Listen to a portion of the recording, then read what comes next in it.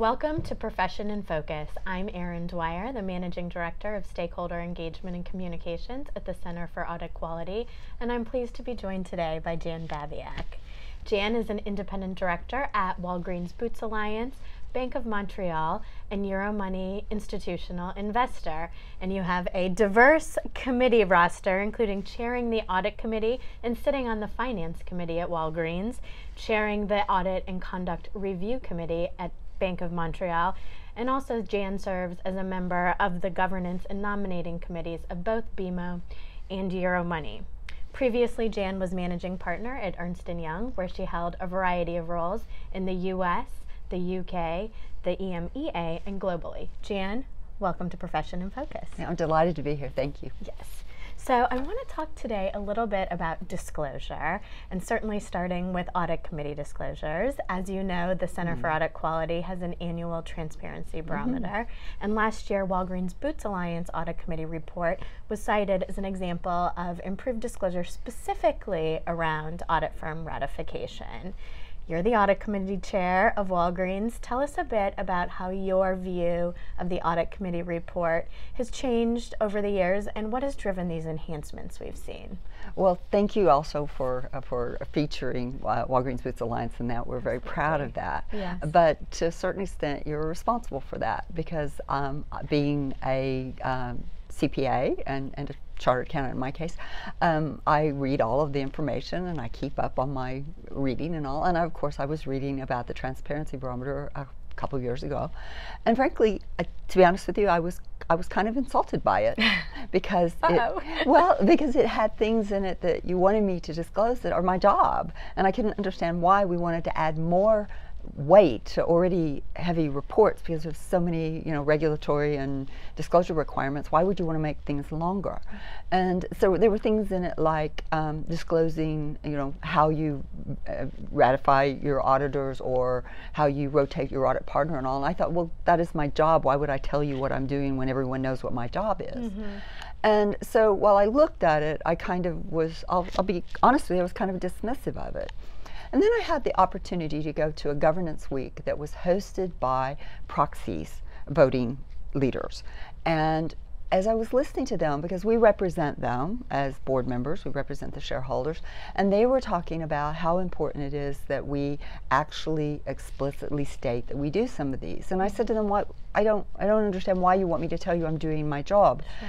And they explained to me that not everyone does their job, and there are audit committee chairs that they at least don't believe, but they believe if you write it down and tell them you did, that you did.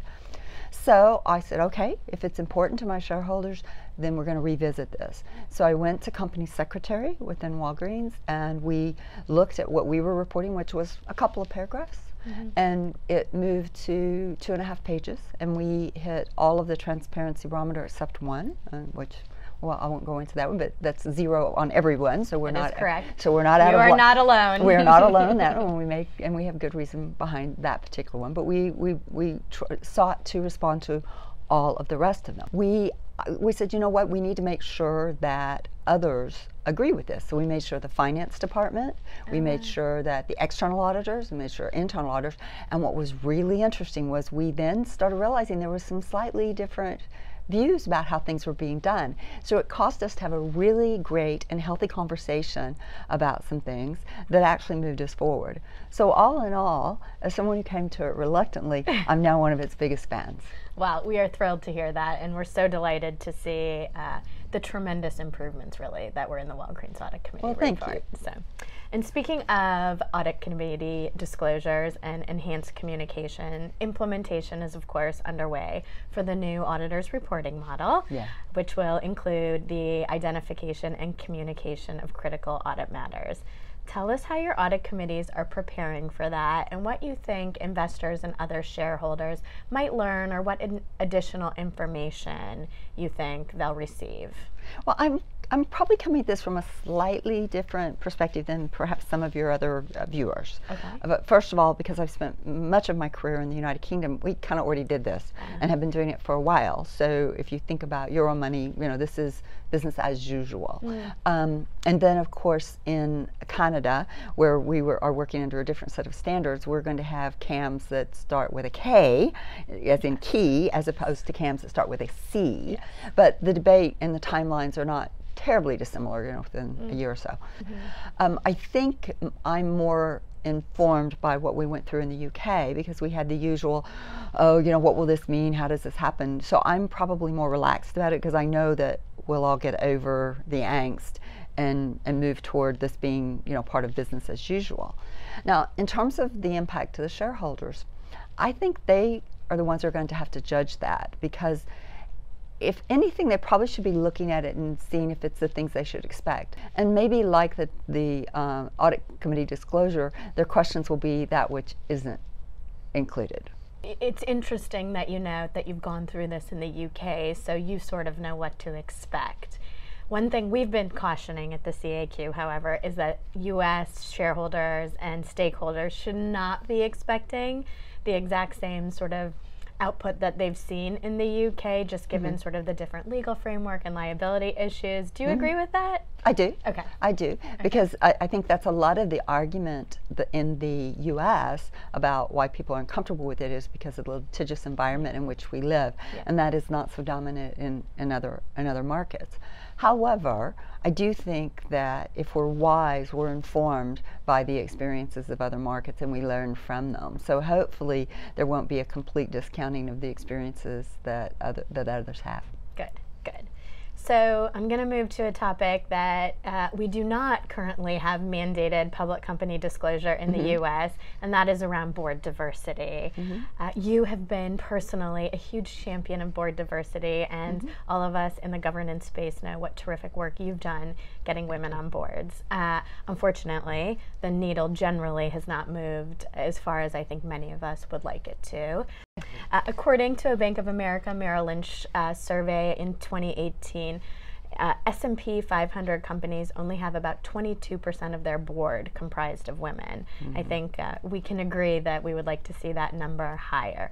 So what is going on? Do you think if there were required disclosure around board diversity, it would get better? What's the answer?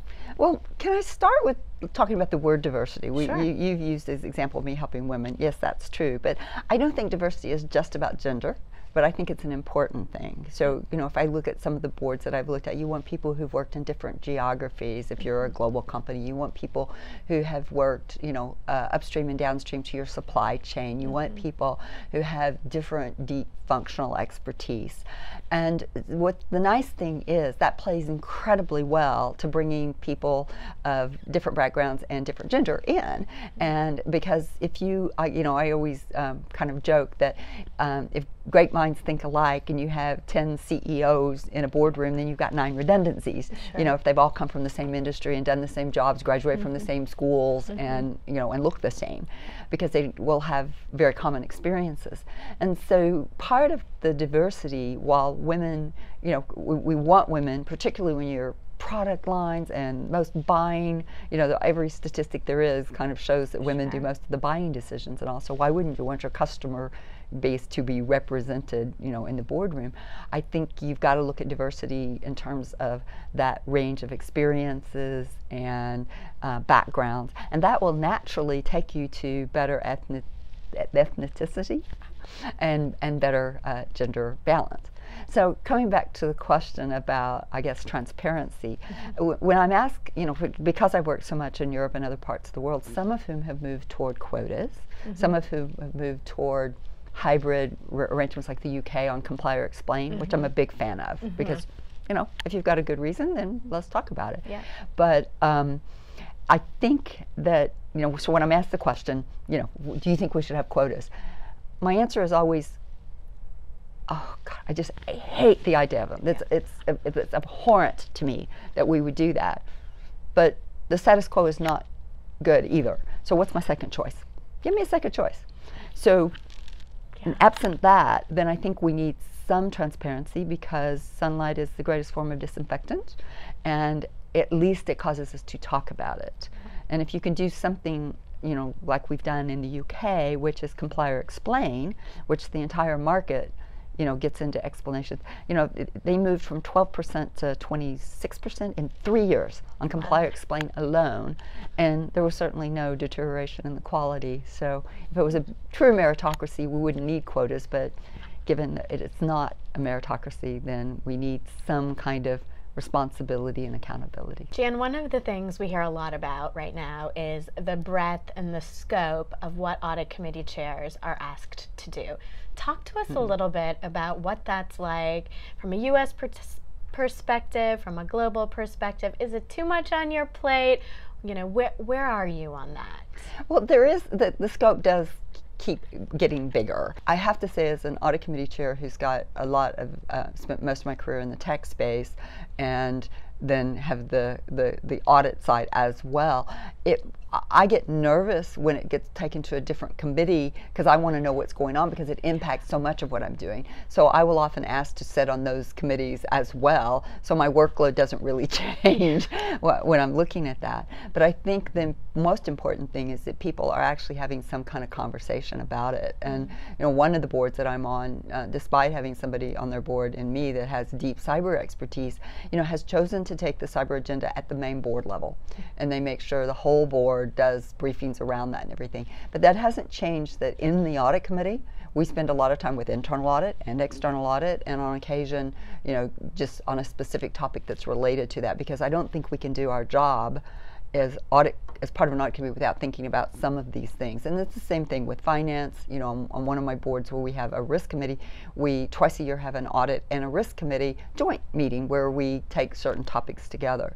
So the most important thing is that we're sitting down and looking at the universe of all the things that boards and their committees need to cover, how much of them need to be covered in a committee level depth versus how much of them, you know, should be dealt with at kind of a main board level, and that we're intentional in making sure that we're filling the gaps on those.